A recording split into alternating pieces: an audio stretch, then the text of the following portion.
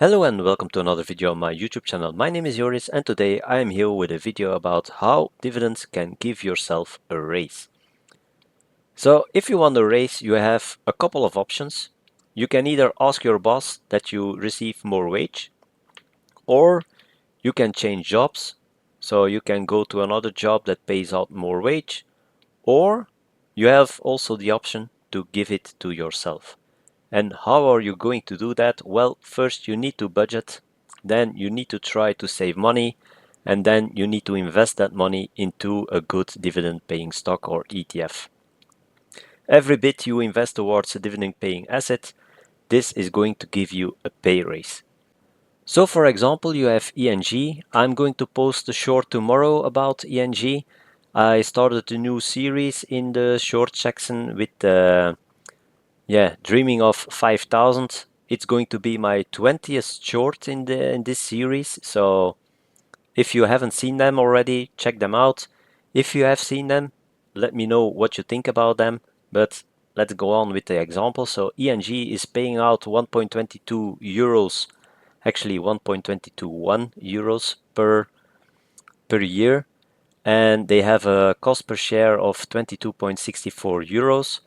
And that's on the evening of the 5th of December.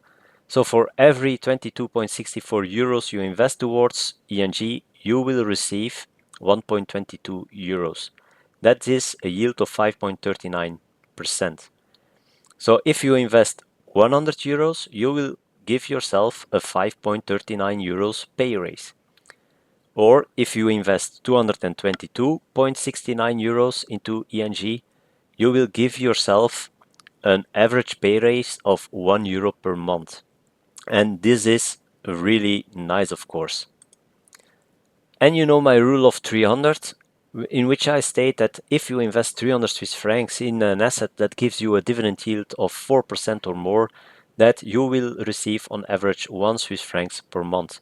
And a dividend yield of 4%, let me clarify for a moment. You have time on your side. I will come to that later as well. So if you start with an asset that pays out 3.2%, for example, and it increases the dividend every year, then after a while your yield on cost will also be 4% at least. And this means that from that moment on, those 300 Swiss francs are giving you 1 Swiss franc per month. And this means that if you need 3,500 Swiss francs per month to cover your costs or to cover your rent and other things, you will need to invest 1,050,000 Swiss francs. And I know this is a lot of money, but compounding will help you a lot.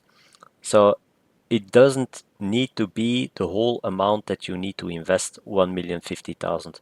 It's only going to be a fraction of it, and compounding is going to do the majority of the work. I have a video about that. I will put the link in the description down below, so check that out after you have finished watching this video. And then of course you have a lot of buts. I'm going to handle two buts. So the first but is a yield of 4% is high, already said it. It's not really the case, and you miss out on a lot of growth. Well, so not really. You have a lot of good companies that pay out a dividend of around 4% yield, especially here in Europe. So we have a lot of great companies. They have good revenue. They have, they are raising their dividends year after year at a rate above inflation. So you still see a price appreciation of the stock and you get a nice dividend. So it's not that hard to find good companies in that way.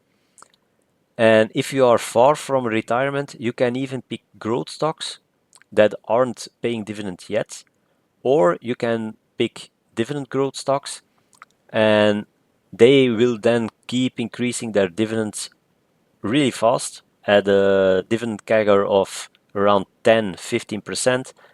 And this means that after a while your yield on cost will be well above 4%. especially when you retire then. So when you start at an age of 20 or 30, you have time on your side. So the only difficult thing is picking the right companies, because if you pick the wrong company and it's going to go bust, then you will not receive dividends from it and you will take a loss. So it's really important that you do your homework, because it's not financial advice what I'm giving here. You need to do your own homework and pick the right companies. So that's not easy at all. And also picking the right ETF, that's also easier said than done, but it's actually a lot easier than picking the right companies, because when you pick the right index, so the S&P 500, the Eurostock 600, those indexes, they are full with great companies, and if a company is performing less, it's going to fall out of the index and it's going to be replaced with another company that is actually performing better. So indexes are self cleaning in that way. And in this regard, you only need to pick the right index. And the Eurostoxx 600, the Eurostoxx 50, the S&P 500, the Russell 3000, you can't go wrong with those indexes. And then you have the second but, you need to pay taxes on dividends. And I know that's true. On dividends, you need to pay income taxes or withholding taxes, whatever it is called. But on your wage, you also have to pay income taxes. And on the one hand, you want more pay from your boss, so you ask him to increase your pay. But on the other hand, when you can give it yourself, you are saying, yeah, but I don't want to do that because I need to pay taxes on dividends.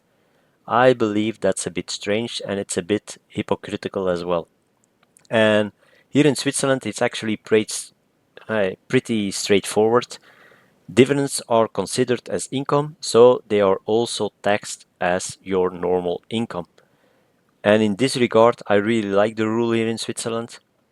Your maximum income tax is 35%, so they have a withholding tax of 35%, and the difference with your normal income tax rate, you will see it at when your income tax is calculated 1 and a half after you filed in your income taxes or your tax return. So it takes a while, but you get the difference back. And in that regard, yeah, I believe it's easy. The decision to save and invest in dividend stocks or not, yeah, you know what we are doing. We are saving into dividend paying assets.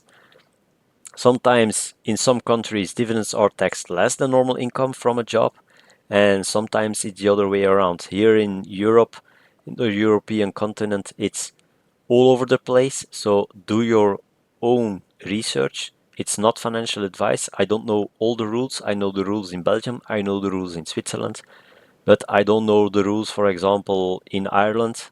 I don't know the rules in Spain. They are pretty complicated. So do your own homework and yeah, make your own decision on what you want to do. But for me, the decision is clear. We are investing towards dividend paying assets. And if you are invested towards dividend paying assets, let me know down below how much you are gaining from them. You know, my wife and I, we have our ETF portfolio. I'm reporting every month about our ETF portfolio. I'm also reporting about my U portfolio, and saying there how much future dividend that we are going to receive. So I'm interested about that as well. So let me know in the comments down below. And with that being said, thank you for watching to this one. Please subscribe to my YouTube channel, hit that like button as well. It helps out my channel enormously. And with that being said, thank you for watching to this one and see you on the next one.